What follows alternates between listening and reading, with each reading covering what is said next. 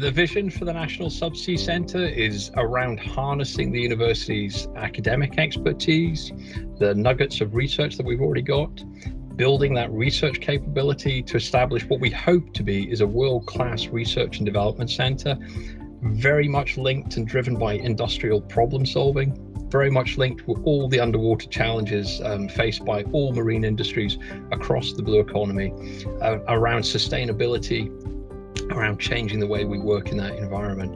It's quite a broad vision, but it's one that we think encompasses both the ethos of the university, where society is at the moment, as well as where the direction of travel for industry.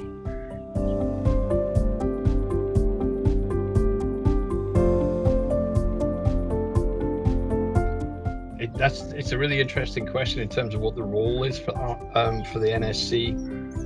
One of the current themes that we've got very much is about how we transition energy systems from effectively a hydrocarbon-based economy through to utilization of more offshore renewable energy without inducing further fuel poverty or harm to society. So we want to do it in a clean, safe way, a sustainable way.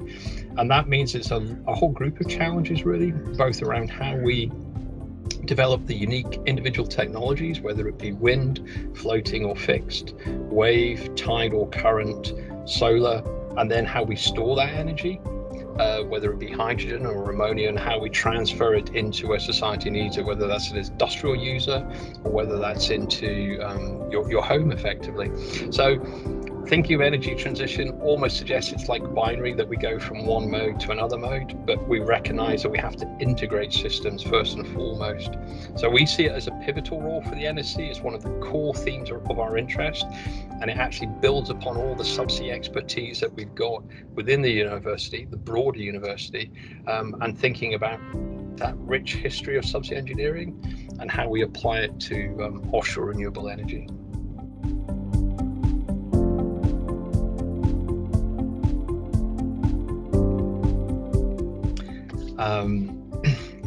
Some of the work that we're doing at the moment, bearing in mind that we're a startup within the context of the university and the pandemic, is around public funded opportunities. So we're working with industrial partners, building collaborative industrial groups, working with other centres, whether it's National Decom Centre, whether it's the Marine Centre, etc. Thinking about how we can leverage our expertise, apply it, as I've already said, into areas of the blue economy, and give us a start. So some of the work we're doing, for instance, in Horizon Europe, we built a pan-European industrial conglomerate that balances and brings different elements to build a demonstrator offshore.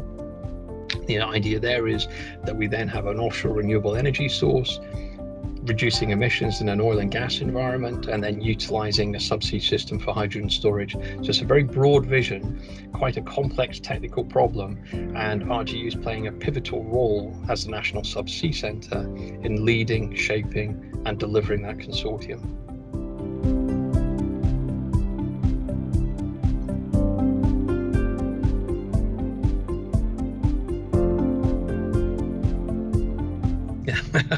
Living at work is the new norm for the moment for most of us. So unwinding and relaxing for me, I guess I like to eat, which means I like to cook, and I kind of like trying different recipes, different foods. I go for I wouldn't call it sea swimming, I'd call it sea paddling, but I go in the sea every other weekend and try and just refresh the soul a little bit, as well as keep my yoga up internally. So we're very lucky. I live in the countryside. I've got access to walks and outdoor areas and space, etc. As I say, I like to keep wet, keep well fed, and keep well stretched.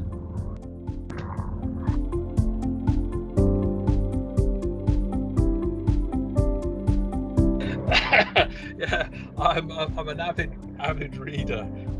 So I would say the books I've been reading recently, the likes of Noam Chomsky, Optimism Over Despair, keeps me sort of sane. I think I'm kind of a political nerd, I suppose.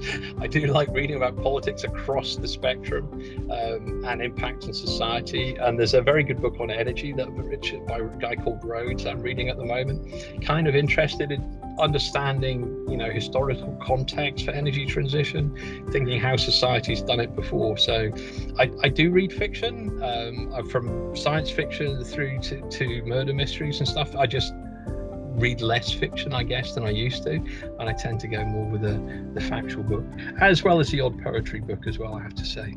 So